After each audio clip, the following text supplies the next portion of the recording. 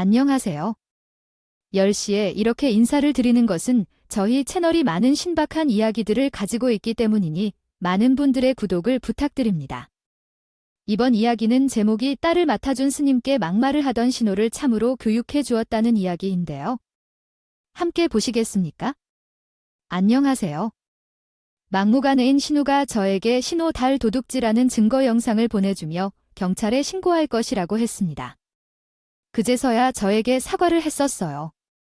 신우라는 아이를 맡아 데리고 있으면서 저와 제 딸들이 겪은 고통을 생각하면 모자라긴 하지만 그런대로 잘 해결된 것 같습니다. 저는 40대 후반에 이르러서 딸 둘이 있습니다. 큰 딸은 대학생이고 작은 딸은 고등학생입니다. 이야기하려는 내용을 더 명확하고 자연스럽게 전달하려면 다음과 같이 문장을 수정할 수 있습니다. 둘 다 사생활 없이 잘 지냈던 사춘기를 보냈고 공부도 열심히 하는 아이들입니다. 남편은 장기 출장이 잦아 외국에 자주 다녀오는 사람이에요. 이번에도 남편이 출장 중에 신우에게 연락이 왔어요. 신우가 4시쯤 어머니가 건강이 좋지 않아 간병을 해야 한다며 중학생인 딸을 데려갈 수 없다고 했습니다. 시어머니가 신우에게 말씀을 해주시면 더 좋지 않을까요? 또한 시부모님과 함께 계시지만 시어머니는 집에 계시기 때문에 딸을 맡겨줄 수 있다고 하는 시어머니에게 시댁이 주는 이해는 어떨까요? 저희 집과 시댁은 서로 거리가 비슷해서 신우가 놀러 갈 때도 무리가 없을 거예요. 간병을 부탁하러 오는데 거절하기는 좀 그렇습니다. 예전에 신우가 저와 제 아이들에게 한 일을 생각하면 신우 딸을 맡지 않았어야 했는데 어쩔 수 없이 맡게 되었습니다. 딸들은 공부에 바쁜데 신우 딸과 부딪힐 일도 없겠다고 생각했지만 그것은 제 혼자의 생각이었던 것 같습니다. 저희 아이들에게 신우 딸이 오면서 잠시 함께 지내는 것이 괜찮을지 여쭈었고 아이들은 괜찮다고 했습니다. 방 하나가 남아 비슷하게 사용 중이라 그 방을 신우 딸에게 사용하면 되겠다고 생각했고 신우 딸이 오기 전에 큰 애가 작은 동생을 따라오면서 눈치를 보지 않도록 조심하라고 말해야 했어요. 큰 애가 아직도 아기 같아서 벌써 문제인 것 같습니다. 대학생이 되었다. 저희 딸들은 신우 딸이 오면 잘 챙겨주겠다고 얘기를 나누더군요. 신우 딸이 저희 집에 도움을 청하러 온 첫날, 우리 아이들이 신우 딸을 반겨주고 그녀가 수줍은 듯 하면서 좋아하게 잘 지내게 다 생각하며 안심했습니다. 하지만 생각보다 빨리 문제가 생겼어요. 신우 딸이 자네의 물건에 손을 대었다고 합니다. 훔치거나 하는 것은 아니라고 하며 가져가서 자신의 물건처럼 사용하고 가져다 놓지도 않고 했다고 합니다. 우리 작은 아이는 필기구를 모으는 취미가 있는데 신우 딸이 방해를 하며 자기 마음에 드는 필기구를 가져가서 사용했다고 합니다. 자기 언니의 필기구에 손대기만 해도 난리를 피우는 매우 예민한 아이인데 신우 딸에게는 참고 앞으로는 미리 말하고 사용하라고 꾹 주려고 합니다. 말하는 대상으로부터 긍정적인 말을 듣는다면 그런 대로 하라는 신호다. 그러나 그런 상황에서 울음소리가 터지는 것을 시작한다. 신우의 딸이 큰 소리로 온다는 소리에 놀라서 가봤더니 찾으니까 전마가 보고 싶다고 합니다. 실제로 대성통곡을 하고 있었어요. 저는 당황한 채 큰 애와 함께 신우 딸을 달래주고 필기구를 주며 앞으로는 먹지 말라고 했습니다. 별 문제가 없을 것 같았는데 우리 아이들이 계속 물건을 잃어간다고 말했습니다. 며칠이 지난 후 큰 애가 저에게 비디오를 보여줬는데 너무 놀랐어요. 신우 딸이 큰 애 방으로 들어가서 값비싼 물건을 훔치는 모습이 담긴 영상이었어요. 신우 딸이 훔친 물건 중에는 귀금속도 있었습니다. 일단 큰 애에게는 엄마가 공모에게 잘 말해서 해결할 테니 너는 모른 채 하고 있으라고 당부했는데 머리가 참 많이 아프더라고요. 그럭저럭 지내고 있는데 또 문제가 생겼습니다. 신우 딸이 저에게 용돈을 달라고 하더군요. 얼마가 필요하냐 물으니 일주일에 10만 원씩 달라는 것이었습니다. 너무 어이가 없어서 고등학생인 너희 사촌 언니도 일주일에 3만 원씩 주는데 그건 어렵겠다고 말하고 너도 일주일에 3만 원씩 주겠다고 했어요. 그랬더니 또 대성통곡을 나더군요. 방에 들어가서 큰 소리로 울면서 문을 잠궈버렸습니다. 이때부터는 저와 두 딸아이의 생활도 피폐해지는 것 같고 너무 힘들다는 생각이었어요. 조금만 더 참고 견뎌보고 있는데 전화가 와서 아이를 조금만 더 맡기면 안 되겠냐고 말했어요. 나도 그렇고 우리 애들도 땡땡이 눈치를 보느라 힘들어서 더 맡아주기는 힘들 것 같다고 했더니 신우는 자기 애가 눈치를 보느라 힘들다고 말하더라고요. 우리가 무슨 눈치를 보며 살았었는지 하더군요. 자신도 어머니를 돌보느라 힘들고 자기 딸을 보고 싶고 힘들다며 푸념을 하면서 말을 제대로 못하는 나가 답답한 것인지 큰아이가 신우와 통화했어요. 큰아이는 신우에게 이제 그만 아이를 데려가라고 하면서 자신과 동생이 너무 불편하다고 했습니다. 신우는 다른 어른들 사이에서 끼어들고 싶지 않다며 너희들이 자신의 아이를 주시하고 구박한 것들을 모두 들었다고 말했습니다. 그녀는 자신의 딸도 저희 집에서 주시하느라 힘들다고 전화할 때마다 마음이 아프다고 말하면서 만약 너희가 힘든다면 나의 딸도 힘들 것이라고 했다고 합니다.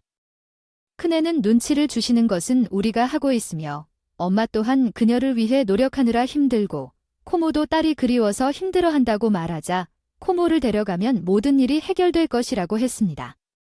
신우는 자신의 딸에게 면도하면서 욕을 한다면 비록 털을 빠르게 데려가겠다고 하며 우리 딸에게 눈치를 주지 말고 있어 라고 했습니다. 이렇게 말했어요. 큰딸이 전화를 끊고 전화 내용을 말해주는데 너무 억울해서 눈물이 나더군요.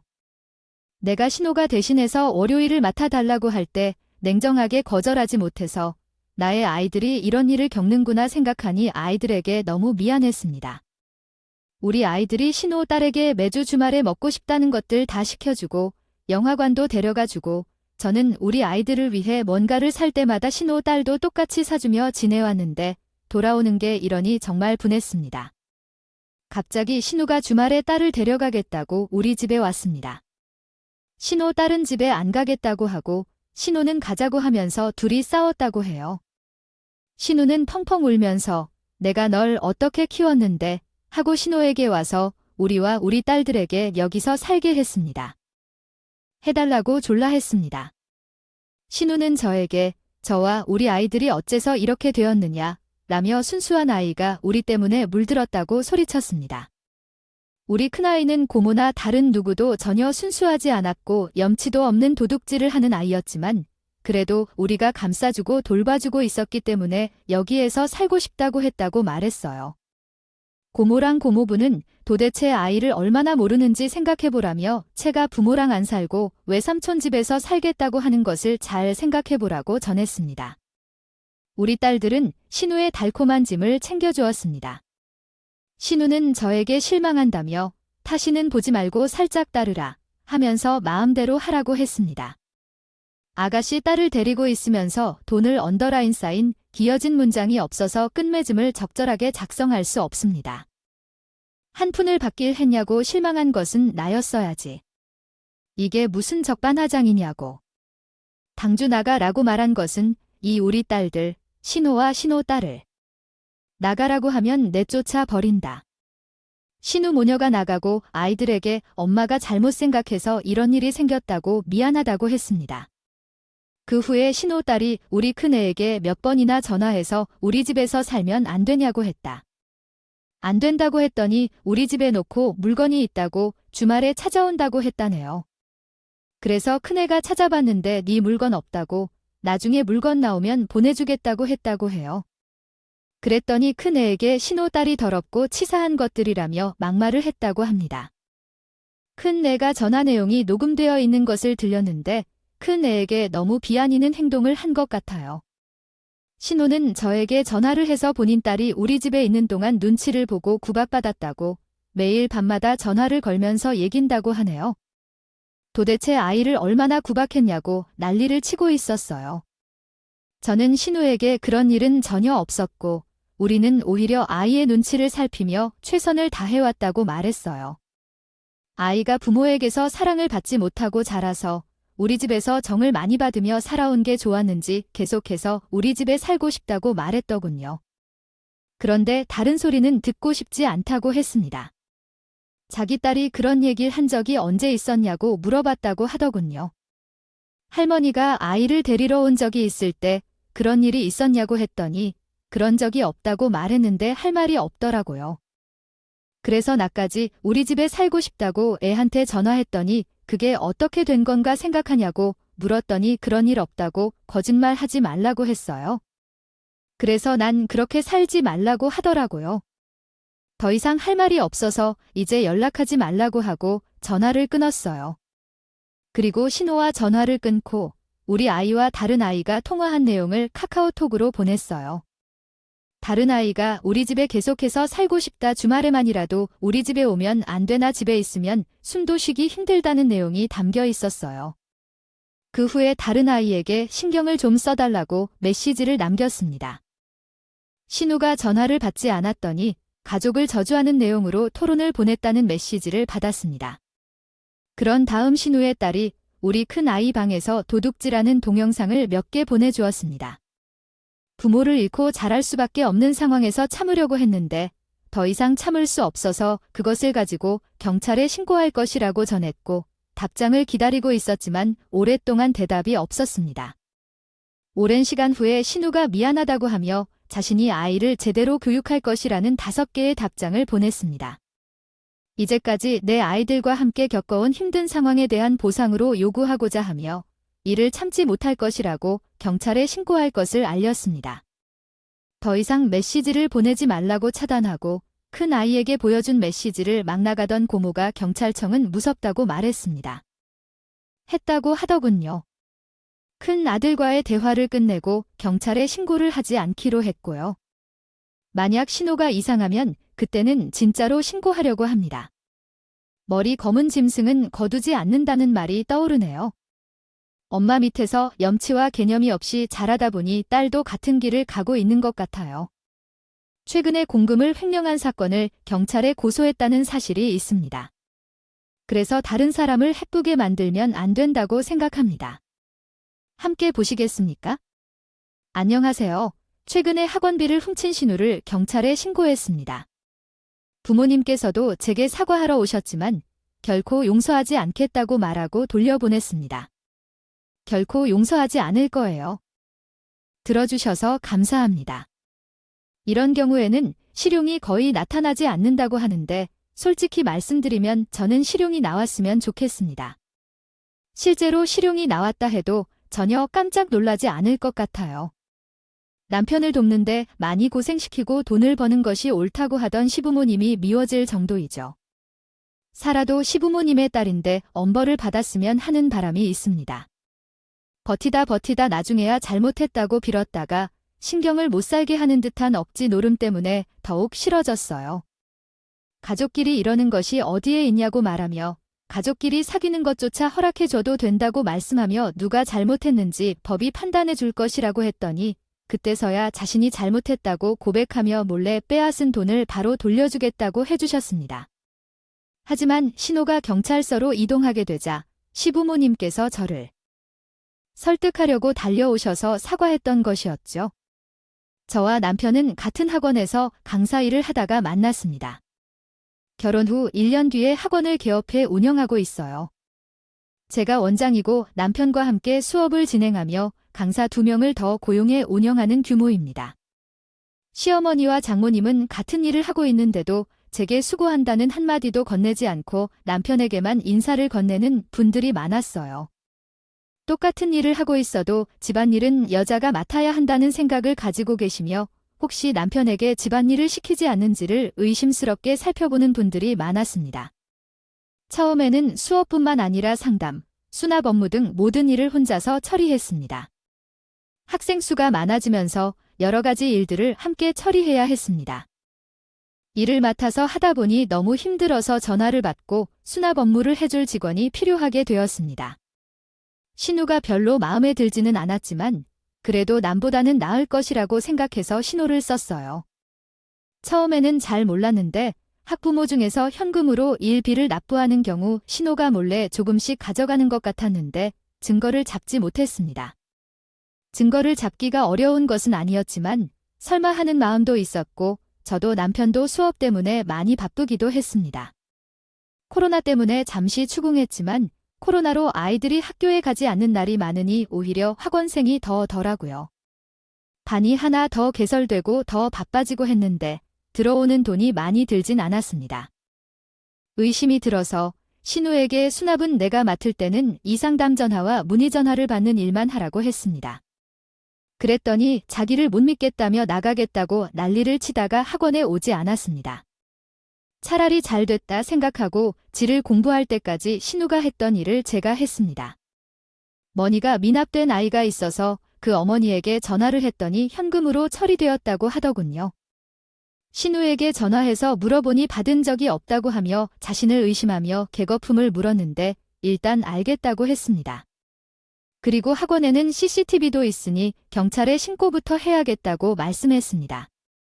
며칠 후에 신우가 울면서 찾아와서 잘못했다고 하면서 한 번만 봐달라고 했습니다. 신우가 찾아와서 했던 모든 이야기를 녹음했습니다. 나중에 딴소리를 할까봐요. 학원을 하다 보니 퇴근 시간이 늦어져서 친정엄마가 아이를 돌봐주시고 친정엄마가 아이를 돌봐주는 돈도 조금만 받겠다고 하셨는데 신우는 넉넉하게 급여를 받으면서 이런 식으로 저희 돈을 빼돌리고 있었으니 너무 화가 났습니다. 시어머니는 아이를 돌봐주실 마음도 쓰시면서 친정엄마에게 아이를 돌봐주는 돈을 드린다고 남편 등골을 빼먹는다는 소리를 한두 번 하신 게 아니었어요. 지금까지 살아온 것이 너무 분해서 변호사 사무실을 찾아갔습니다. 지인 중에 변호사가 있어서 찾아가서 여쭈어 봤더니 형사와 민사를 함께 소송할 수 있다고 하더라고요. 할 수 있는 것은 다 하겠다고 일을 진행해 달라고 말하고 왔습니다. 변호사 사무실에 남편도 함께 갔었고 남편이 신우에게 전화해서 우리는 이렇게 할 것이니 각오하고 있으라고 했습니다. 신우는 남편에게 또 한 번만 봐달라고 했다고 합니다. 자기 누나가 울고 불고 하니 남편도 마음이 편하지는 않았을 텐데 화가 나서 남편도 못 참겠다고 했습니다. 우리가 뭘 급여도 다른 학원 상담 선생들에 비해서 많이 주었고 초등학생 아이를 키우는 신우가 무슨 일이 있다고 하면 사정 다 봐줘서 편하게 일하게 해주었는데 이럴 수가 있냐고 남편은 너무 억울하다고 했습니다. 저도 마찬가지였고 신우의 돈을 못 돌려받더라도 법적으로 처벌을 꼭 받도록 하고 싶었어요 라고 말했습니다. 이런 마음이 들게 만든 것에는 왜 그랬는지 등등 부탁하겠습니다. 그렇지만 시어머니는 조사받지 않아도 된다고 말씀하셨어요. 즉, 그런 일은 안 된다고 강조하셨어요. 생각보다 세월은 많이 흐른 게 아니니 자신들이 공정한 일을 하고 있기 때문에 확실하게 말해 귀 기울이고 자기 사안을 지키기 바랍니다. 봐달라고 빌었던 것입니다. 오히려 저를 원망하는 시어머니가 이제서야 저 자세로 나오니 꼴 보기 싫었습니다.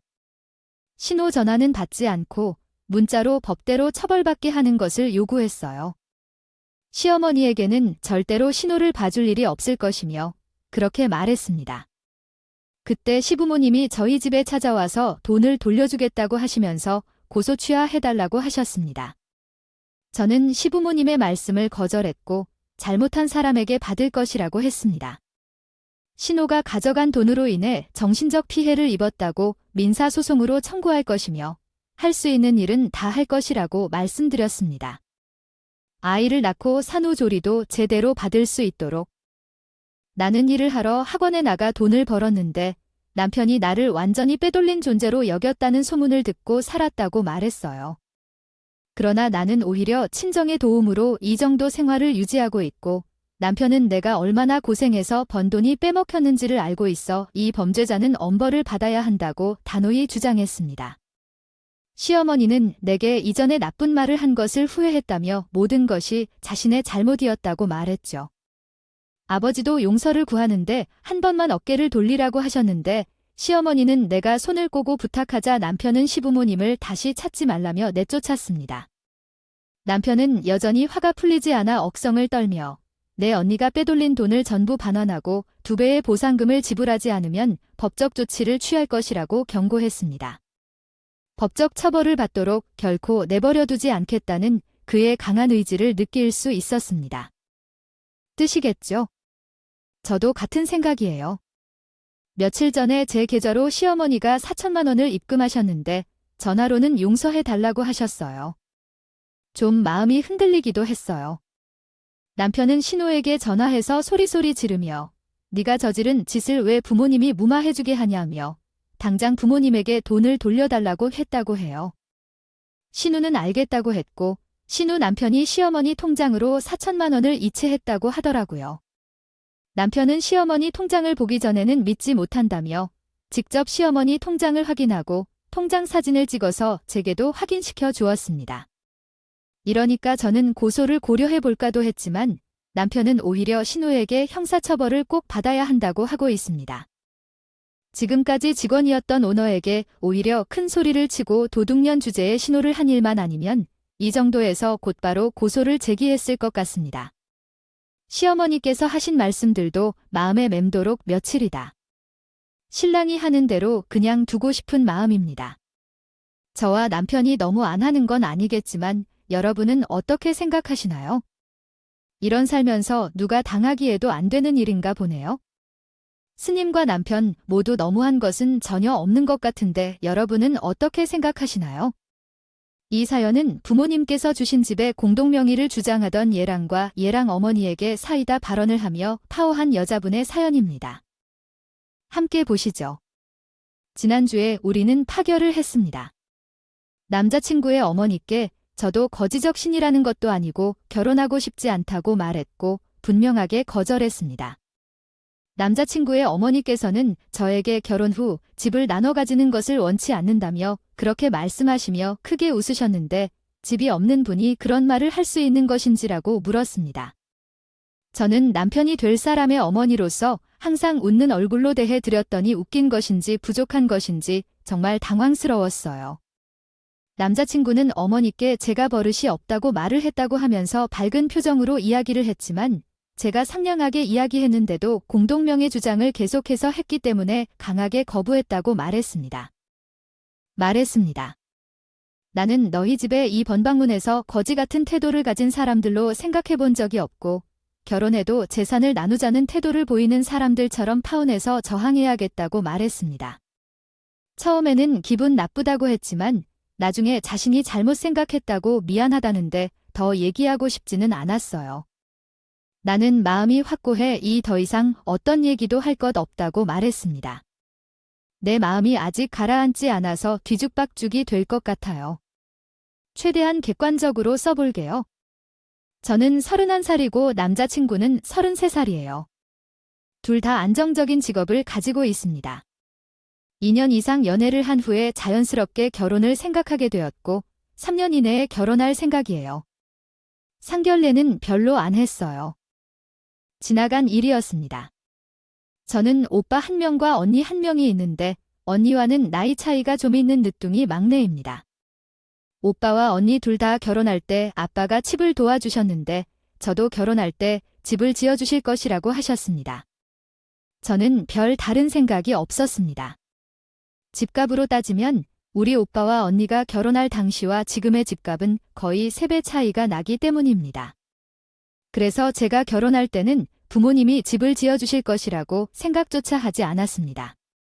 상견례가 끝나고 얼마 지나지 않아 아빠가 집을 사주실 거라고 하며 집 사는 일은 언니와 오빠와 함께 알아보라고 했어요. 그러더니 요즘 집값이 너무 올랐다며 아빠가 무리하시지 않으셔도 된다고 말했습니다. 말씀드렸지만 아빠께서는 우리 세 남매를 공평하게 대우해 주어야 한다고 하셨습니다. 언니나 오빠가 결혼할 때와 집값의 차이가 너무 커 이 그랩만 해주어도 불만을 느꼈다고 말씀드렸지만 아빠는 언니와 오빠의 집값도 상승했으니 현재 시세가 높더라도 공평하게 대우하는 것이라고 하셨습니다. 주변에서 결혼한 사람들을 보면 맞벌이를 하면서 전세라도 대출금을 갚아가며 아이를 낳지 못하는 상황이 많은데 저는 정말 감사한 마음이었습니다. 우리 집에서 집을 지어주신다고 남자친구에게 말씀드렸습니다. 남자친구와 이야기하는 중에 집은 저희 부모님이 지어주신다고 했기 때문에 남자친구가 모은 돈으로 혼수를 준비하고 제가 모은 돈은 우리 부모님께 드리겠다고 말씀드렸어요. 남자친구도 알겠다고 했어요. 그 이후에 남자친구 부모님을 몇 번 만났는데 남자친구 어머니는 우리 부모님께 감사하다고 말씀하셨습니다. 잘난 것 없는 아들이 집 걱정 없이 출발할 수 있어서 너무 좋으시다고 하셨고 우리 부모님께 감사하다 전해달라고 몇 번이나 말씀하셨습니다. 얼마 전까지만 해도 이렇게 아무 문제가 없었습니다. 남자친구와 평생 함께해도 괜찮겠다고 생각하고 있었고요. 저번 주에 남자친구와 남자친구 어머니랑 저랑 셋이 저녁을 먹었는데 신혼집은 잘 구하고 있냐고 물어보셨어요. 그래서 제 언니와 오빠와 함께 집을 알아보고 있는 중이라고 말씀드렸더니 남자친구 어머니는 당신과 함께 집을 알아보라고 하셔서 우리 부모님께서 언니와 오빠와 함께 집을 알아보라고 하셔서 우리 부모님 말씀대로 해야 할 것 같다고 생각했어요. 그러자 남자친구 어머님은 그럼 명의는 공동명의로 하는 거지라고 말씀하시더군요. 제가 너무 황당해서 안녕. 명의는 제 명의로 할 건데요 라고 말씀드렸습니다. 남자친구 어머님은 부부가 되면 재산을 나누지 않아야 한다고 주장하셨는데 이 말에도 너무 어이가 없었습니다. 그래도 면회가 끝날 때쯤에 좋게 말씀드리자면 우리 부모님이 해주시는 건데 우리 부모님이 공동명의를 원하지 않을 것 같아요 라고 얘기했는데 남자친구 어머님은 무조건 공동명의를 한다고 하셨어요. 해야 한다고 말했더라고요. 왜 그렇게 해야 하는지 물었더니 결혼하면 재산은 부분적으로 나누지 않아야 한다고 했지만 우리 집이 가장 큰 재산이라면 당연히 공동명의로 해야 한다고 했습니다. 이때 갑자기 깨달았어요. 남자친구는 자신의 엄마의 얘기를 따르는 생각도 없는 것 같았습니다. 제가 20대 중반이었다면 고민할 수도 있겠지만 이미 30이 넘었다니 저를 어리석은 사람으로 여기는 것 같아 화가 났어요. 그래도 참았고 남자친구의 어머니에게 이야기했어요. 그렇다면 저희 부모님으로부터 집을 받고 우리 둘이 모은 돈으로 전세 등을 시작하도록 하겠다고요. 현재 어머니가 재산을 공동명의로 운용하고 있는데 만약 우리 부모님이 알게 된다면 깜짝 놀랄 것 같아요. 저는 얼마 전에 맺겠다고 당장 파혼하라고 하실 것 같다고 말했습니다. 남자친구와 남자친구 어머니 둘 다 화를 내더라고요. 어째서 그렇게 화를 내는지 물었더니 내가 왜 비틀어져 있는지 알아 했더니 남편이랑 집을 나누려고 하는 게 싫어서 그런다고 했어요.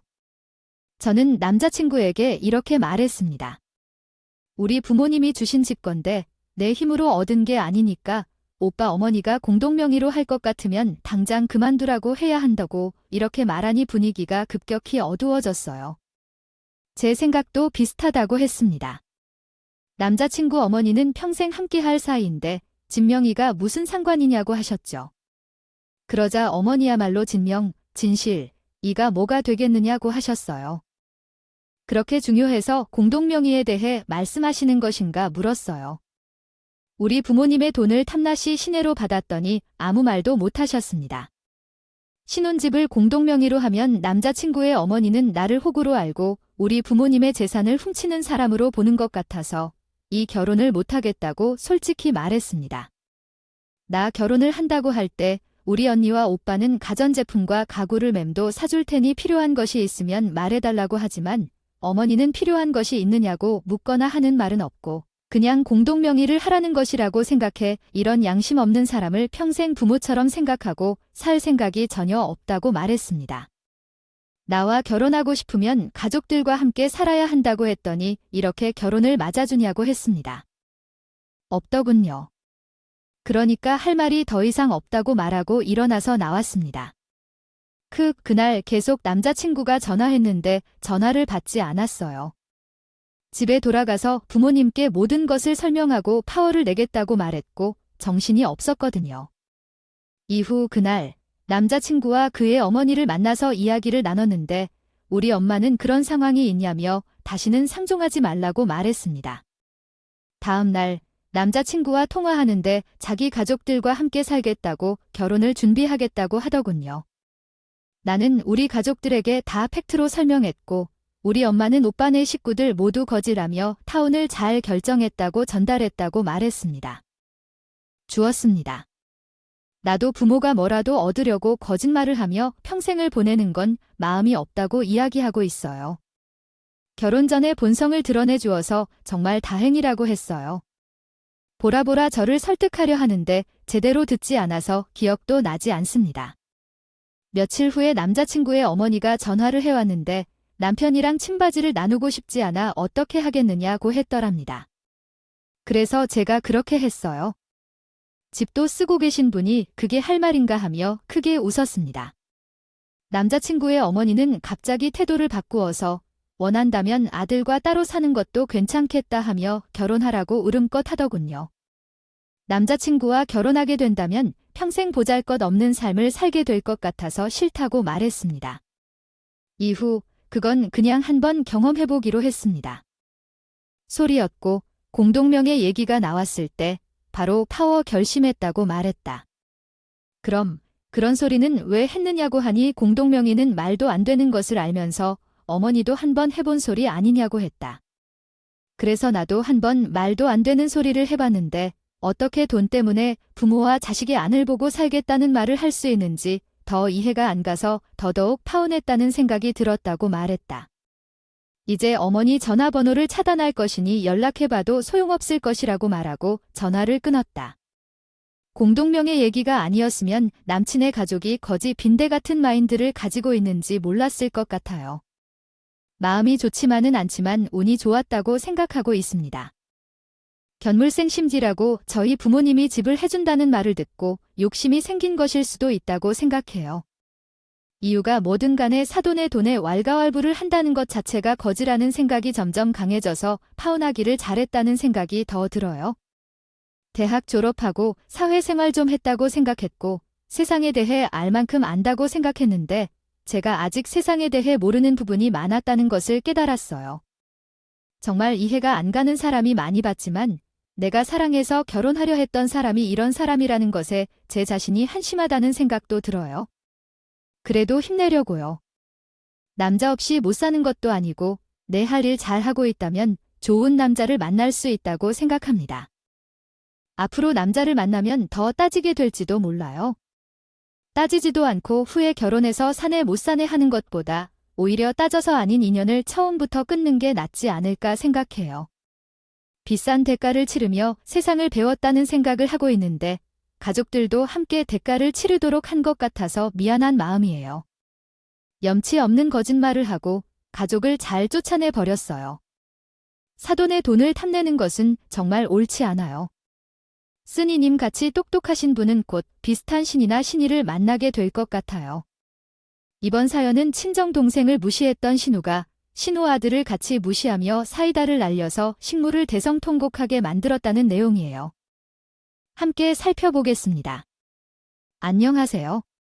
지난 주말에 큰 신혼 누나와 시댁에서 만난 신하가 제게 한 말을 그대로 전달해 왔습니다.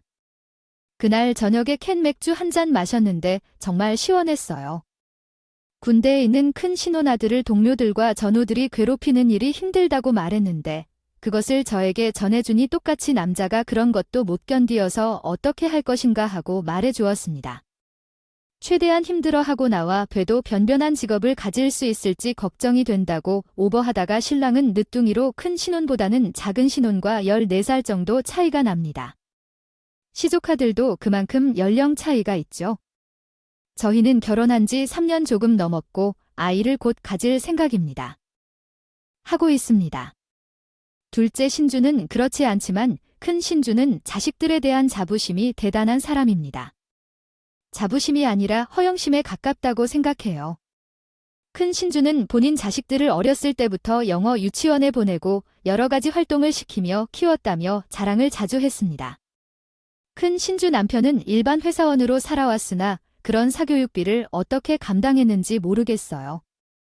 어쨌든 큰 신주는 참 재수 없는 사람으로 자기 자식들 자랑만 한다면 괜찮을 텐데 남들과 비교하며 은근히 남을 무시하는 태도 때문에 대화하기 싫은 사람입니다. 신랑과 큰 신주, 그리고 큰 아들은 나이 차이가 그리 크지 않아서요. 삼촌 조카와는 형제처럼 지냈다고 말씀드립니다. 부모님은 다른 부모님들처럼 그저 학원에 보내주시면서 저희를 키웠습니다. 저와 신랑은 같은 학과 출신이어서 결혼을 했습니다.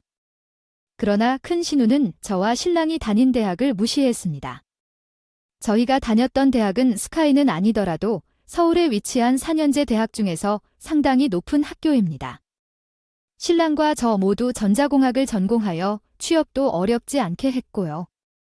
하지만 큰 신우는 저희를 위한 큰 조언을 할 때 항상 저희와 비슷한 전공을 하는 것이 좋겠고 스카이가 아니면 안 봐도 된다고 말했습니다. 혹은 의대나 한의대에 보내는 것도 좋다고 했어요. 그리고 너희들처럼 어설퍼 대학을 다닌 사람들이나 대기업이 목표인 것이지, 스카이는 졸업 후에 걷는 길 자체가 다르다고 하더군요. 뭔 소린지 못 알아들을 말을 하는데 알아듣고 싶은 마음도 없었습니다. 그때 당시에는 속으로 조카가 공부를 그렇게 잘하면 뭐 하냐고 생각했어요. 일단 사람들을 만나면 인사도 할 줄 모르고, 친척들이 모인 자리에서 사촌들이 나에 대해 삼촌구와 얘기도 할 줄 모르고 같이 놀 줄도 모르는데 말이죠. 공부 잘하면 비슷한 사람들끼리 모여서 일을 하게 될 것이고, 어찌되었든 사람들과 기본적으로 어울릴 줄은 알아야 사회생활을 할 수 있잖아요. 그러나 참 웃기게도 큰 신우와 첫째는 서울 근교에 있는 대학을 갔습니다. 대학의 레벨로 사람을 평가하고 싶은 마음은 없습니다. 대학 시절에는 몰랐지만 직장 생활을 하며 실무 능력과 사회성이 대단히 관련이 없다는 것을 많이 깨달았어요. 하지만 이러한 사실에도 굴하지 않았죠. 첫째 조카가 다니는 대학이 매우 저명한 대학으로 변모했는데 그때 저는 한마디 했습니다. 형님이 말하는 대로 형인 둘째 조카의 성적도 믿을 수가 없어요. 이 말을 하고 있자니 정말 마음이 든든했어요. 또한 큰 신우님은 우리 가족에 대해 은근히 무시하는 경향이 있었습니다. 우리 가정에서는 제 동생이 대학을 졸업하고 조금 늦게 입대했습니다. 군대에서 동기생활관을 사용하는데 처음에 많이 어려워했어요. 그렇게 어려워하는 것을 보니 나쁜 생각이 들지 않을까 걱정했죠. 저희 이모부는 직업 군인으로 종사하고 있습니다. 계급은 정확히 모르지만 계급이 높으신 분이 계셨는데 이모부님이 그분에게 제 동생 이야기를 해주셔서 그 부대에서 동생의 고충을 신경 써주시게 됐다고 해요. 그 후로 제 동생은 동료들과 잘 지내다가 제대를 했습니다. 이에 대해 큰 신우는 많이 말했어요. 남자가 군대에서 적응을 못하면 어떡하냐고 제 동생의 앞날이 어두운 것처럼 얘기했습니다. 그러한 나약한 사람들은 힘든 군 생활을 경험해야 정신을 차리는 것 같다는 말을 여러 차례 들었죠. 그 당시에는 동생을 걱정하는 큰 신우의 말에 기분이 나빴지만 나중에 생각해보니 큰 신우가 내 동생과 친정을 무시하는 것 같아 기분이 나빴더라도 말이죠. 그리고 몇 달 전에 큰 조카가 입대했습니다. 이때부터 큰 신우는 아는 사람 중 누구를 통해 조카가 군 생활을 편안히 할 수 있도록 손써 놓았다고 하더군요. 믿음이 가지진 않았지만 동생이 군 생활 초반에 고생을 좀 했던 것이 떠올라 부러운 마음도 있었습니다. 신랑은 조카 걱정을 많이 한다고 했어요. 조카가 사회성이 없어 군 생활을 제대로 할 수 있을지 걱정이 된다고 말했습니다. 지난주에 시댁에서 큰 시누이를 만났습니다. 코로나 때문에 추석에는 모이지 않고 시누이 가족과 우리 가족이 추석 전에 시댁을 찾아뵙는 것으로 했거든요. 시댁에서 큰 시누이가 제 동생 군 생활이 힘들 때 신경을 써줬어요.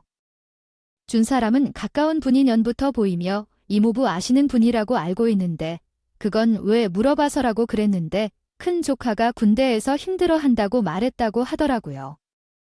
얘기를 들어보니 조카가 취사병이 되었는데 일을 잘 못하고 눈치가 없다고 동료들이 좀 답답해하는 것 같아 보였어요.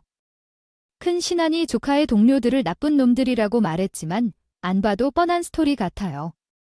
엄마가 자신을 천재로 생각하는 착각 속에 살아온 영향을 받아서 조카도 자기가 왕이라고만 생각하고 살아왔는데 주변의 시선을 견디기 힘들었겠지만 조카가 입대하기 전에 하는 사람들에게 다 부탁을 해놓았다고 했던 큰 신우도 전부 거짓말이었을 거고요. 큰 신우가 저에게 동생을 신경 써주었던 분에게 조카를 좀 부탁해 줄게요. 제가 할 수 있는 정도는 아니라고 말한 그 조카를 위해 그 정도조차도 못한다며 화를 내는 것에 정말 어이가 없었습니다. 동생이 군대에서 힘들 때 큰 형이 한 말과 똑같이 전해주었습니다. 동생이 군대에서 지금 하는 말을 들었을 때 그런 일도 견디기 어렵다며 어디에 사용할 것인지라고 했어요.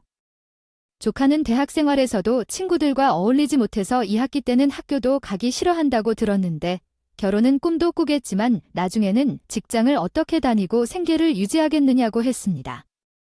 내가 보기에 큰 조카는 이제 이 사람들 중 유일한 끼워 넣을 자리인 것 같습니다. 알아서 적응하도록 모른 채 하는 것이 좋을 것이라고 말씀해 주셨습니다. 큰 신우는 자기의 아니라고 말을 막 하느냐고 언성을 높이는데 남편이 누나가 천안분대 있을 때 똑같이 말했는데 뭐가 잘못된 것이냐고 옆에서 비웃으며 말하더군요. 저도 비웃으며 큰 신우에게 말해 주었습니다. 조카가 덩치만 컸지 어린애라고요. 그런 애들은 힘든 군 생활 좀 해봐야 사람이 된다고요. 큰 신우는 멘붕이 온 표정이더니 본인 아들 가여워서 어쩌냐고 대성통곡을 했어요. 며칠이 지났는데 지금도 시원합니다. 코로나 때문에 자주는 못 만나겠지만 앞으로는 큰 신우가 누구를 무시하거나 허세를 부리면 즉시 무한 주려고요. 그냥 잘난 체로 끝나면 좋은데 잘난처럼 하면 안 된다고 생각해요. 체를 좋아하는 사람은 주된 사람을 무시하는 성향도 꼭 가지고 있는 것 같습니다. 가끔 큰 신우를 보면 남들은 농담으로 나 하는 허세 개그를 정말 진지하게요. 그 허세는 남을 깎아내리는 것으로 이어지고요. 그냥 듣고 있으면 제 동생이 군인이었을 때 그랬던 것처럼 또 무시당할 것 같아서 이제부터는 큰 신우가 허세를 부릴 때마다 따박따박 팩트를 날릴 생각입니다. 재밌기도 할 것 같아요. 본인이 한 짓을 그대로 돌려받으면 개거품 물고 달려드는 모자란 사람들이 의외로 많은 것 같습니다. 스님의 앞으로의 팩트 폭행이 기대되는 것은 저뿐일까요? 사용은 친정의 저주. 불륜녀 출신인 신우에게 시원하게 응징한 한 사연을 소개하려 합니다. 함께 들어주시겠습니까? 안녕하세요.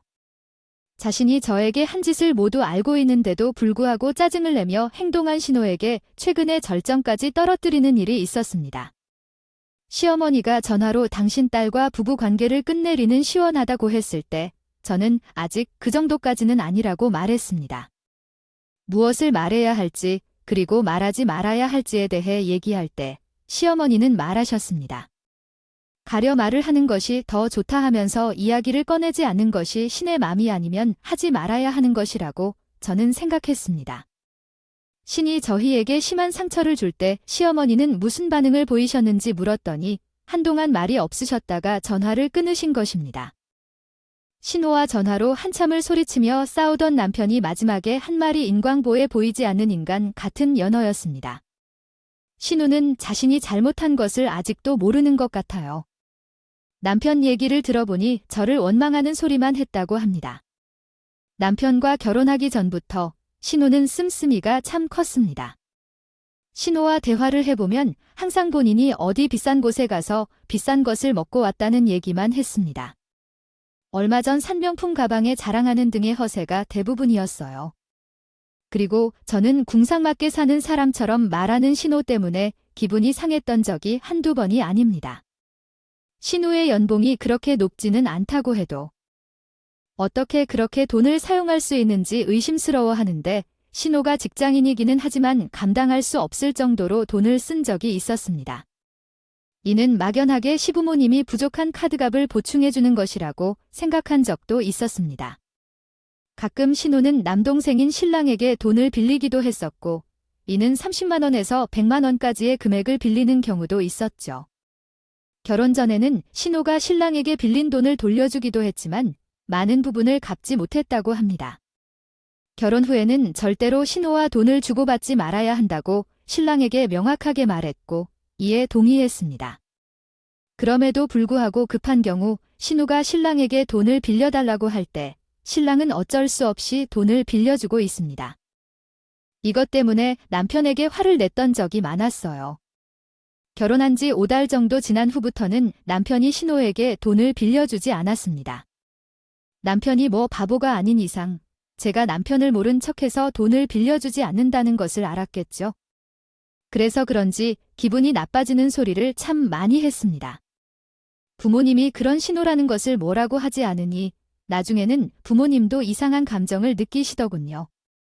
그러던 중에 한 사건이 있었는데 남편이 불륜여자로 소송을 당한 일이 있었습니다. 남편은 일하는 곳에서 높은 직책을 맡고 있는 유부남이고 나이는 50대 초반이라고 하더군요. 그 유부남의 부인이 소송을 걸어온 상황이었습니다. 법원에서 합의금을 지급했다는 이야기가 있습니다. 신우 씨는 돈을 아주 많이 모아놓지 않았고 그래서 시부모님께서 합의금을 내주려고 했지만 당장 현금이 없어서 신랑에게 돈을 빌려달라고 하셨습니다. 이때 신랑은 돈을 빌려달라는 말에 신우가 상간녀 소송을 받았다는 것을 알게 되었고 저 또한 알게 되었습니다. 그때 신우는 이미 결혼할 예정이던 남자가 있었습니다. 현재는 신우의 남편이 되어 불쌍한 사람입니다. 제 도리 때문에 신혼의 날이 곧 이루어질 것이라고 하니 얼마 안 있으면 예전 남편이 되겠네요. 그러니까 신우는 결혼할 남자가 이미 있었고 만나기 전부터 사귀던 유부남이 있었던 것이었습니다. 그 유부남에게 돈을 받으면서 만났기 때문에 이런 식으로 소비가 컸던 것 같습니다. 자신의 월급과 유부남으로부터 받는 용돈으로 신우는 소비가 많아서 돈을 씁니다. 때때로 부담스러워서 시부모님께 돈을 빌렸고 신랑에게도 빌렸던 적이 있었어요. 그리고 잠시 뒤에 신우는 결혼했습니다. 결혼 전이나 후나 신우가 저에게 기분 나쁜 말을 하는 것은 변함이 없었어요. 궁상맞게 산다 옷 입은 것은 총 팔린다라는 말을 자주 하죠. 또한 결혼식에서 제 여동생이 촌스럽다는 말을 하고 친정에 대해 엄하게 비판하는 말도 여러 번 했어요. 화가 나서 시부모님 앞에서는 신우와 싸울 수 없어서 집에 와서 신랑에게 화를 풀었죠. 결혼 후에도 신우와 만나면 기분 나쁜 이야기만 듣게 됩니다. 들으면 참을 수 없어져서 신랑에게 결혼 전에 빌려준 신우의 돈을 받아오라고 했습니다. 신랑이 신우에게 결혼 전에 빌려준 현금은 되돌려줬지만 계좌로 송금한 돈만 갚으라고 말하자 신우가 네 마누라가 받아와 달라 했다며 화를 내었다고 합니다. 신랑은 내가 빌려준 돈을 반환해 달라는 것인데 그러한 사항을 강조하려고 하면서 서로 말다툼을 했다고 합니다. 이러한 논란이 있었고 그 뒤에 신우를 시부모님 집에서 만났는데 신우는 저를 만나자마자 인사조차 듣지 않고 차갑게 쳐다보고 있더라고요. 시부모님과 대화 중에 아버님이 제 친모가 괜찮냐고 묻더군요. 제 엄마는 한 달 전에 계단에서 넘어지면서 손을 잘못 찔렀는데 골반이 골절되어서 병원에서 수술을 받았습니다. 받으시고 태어나셨다고 쉽게 말씀하시는 모습 그래서 다행히 관절은 안 꺾였고 수술도 잘 되었다고 부모님께 상황을 전해드린 후 신호가 들리는 듯한 말 같은 소리로 너도 그렇게 말을 해 부모님께서 사고를 당하시게 될 거야. 이러면서 중얼거렸습니다. 내가 잘못 들었나 싶었어요. 하지만 신랑이 내보다 신호와 더 가까이 앉아 있었거든요. 신랑이 지금 돈을 갚으라고 하냐며 언성을 높이면서 내가 잘못 이해한 것이 아님을 깨달았습니다. 빌려준 돈을 돌려달라고 하다니 어떻게 저렇게 혹평을 할 수 있을까요? 두통까지 오더라고요. 그래서 나는 언니가 결혼 전에 불륜녀와 소송에서 합의금을 주어 합의한 사람임에도 부모님은 아무 일 없으셔요. 다행한 일이라고 할까요? 신부에게 말했다. 시부모님은 어찌 할 줄 모르시고 신랑은 깜짝 놀랐다. 신우는 더는 말을 하지 못하게 하려는 듯 소리를 지르며 쌍욕을 했다. 어쨌든 신랑이 잘 들을 수 있도록 신우가 결혼 전에 유부남을 만났던 사실을 말해버렸다.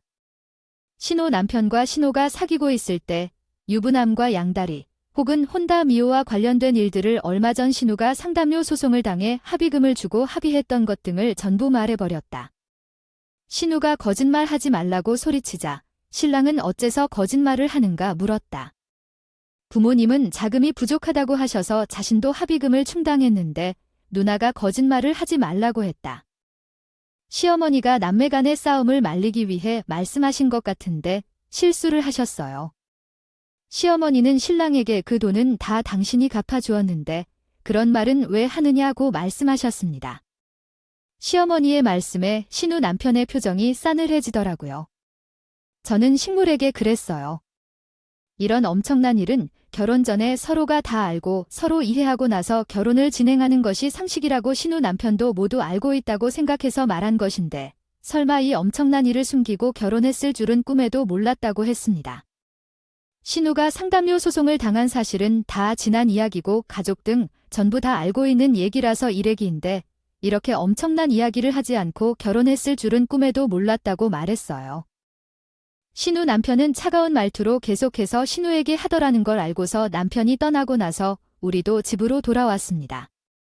놀라서 아무 말도 못하고 있는데 시부모님에게 다가는 일이니 별일 없을 것이라고 말씀드리고 나왔어요.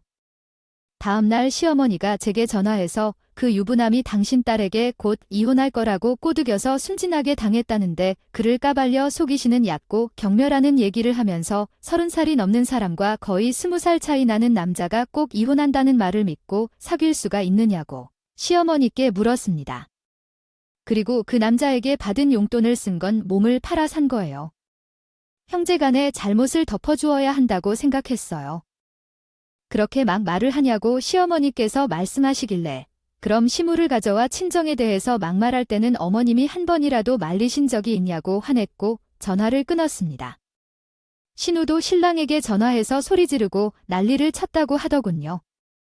네 와이프 때문에 자기 원달하게 생겼다고 하면서 소리를 지르길래 남편이 주부남과 양다리를 걸친 문화가 잘못한 것이지 크게 왜 우리 때문이냐고 했다네요. 그리고 신우는 저에게도 전화해서 소리 지르고 욕을 해서 제가 마지막에 신우에게 한마디 해주고 끊었어요. 신우 소송 합의서에 나와 있는 날짜를 확인해보면 신우가 유부남과 양다리를 걸치고 있었던 사실을 알게 될 것이라고 신호. 제가 남편에게 반드시 얘기할 것이라고 했었습니다. 신우는 당황한 모습으로 갑자기 말이 없었어요. 그러한 행동을 한 것을 알게 된 사람에 대해 잘못했다고 내가 아니었어도 신우 남편이 언젠가는 알게 될 것이라고 얘기하고 전화를 끊었습니다. 남편은 신혼에 가 혼인 신고 전이라서 간단하게 갈라설 것이라고 하더라고요. 제가 말을 하지 않았다고 해서 신우 남편이 영원히 모르고 살 것이라고 생각하지 않습니다. 신랑이나 저나 신우가 어떻게 되든 상관하지 않을 생각이에요. 신랑은 부모님이 다시 우리를 원망하는 발언을 했을 때 부모님이 잘못 가르쳐서 이런 일이 생겼다고 왜 하는지 이해하고 있습니다. 우리를 원망하시는 말하고 연을 끊을 것이라고 합니다. 친정 엄마가 다친 것이 딸인 제가 못되어서 벌 받은 것이라고 저주하는 신호의 말을 평생 잊지 못할 것 같아요. 저도 신우와 똑같다고 욕하시더라도 솔직히 저는 신우가 무슨 일이든 잘 안 되길 바라며 살 것 같습니다. 갔으니 님을 욕하겠어요. 신오이가 정말 내로 남불에 아주 못돼 먹은 사람입니다. 쓴 인부가 대응 잘한 것 같은데? 여러분들의 생각은 어떤가요? 오늘의 사연은 여기까지입니다. 재미있으셨다면 좋아요와 구독을 부탁드립니다. 신사는 여러분들의 사연으로 제작됩니다. 많은 사연을 제보해 주시기 바랍니다. 여러분들의 사연은 RMA 입수로 받습니다. 부탁드립니다.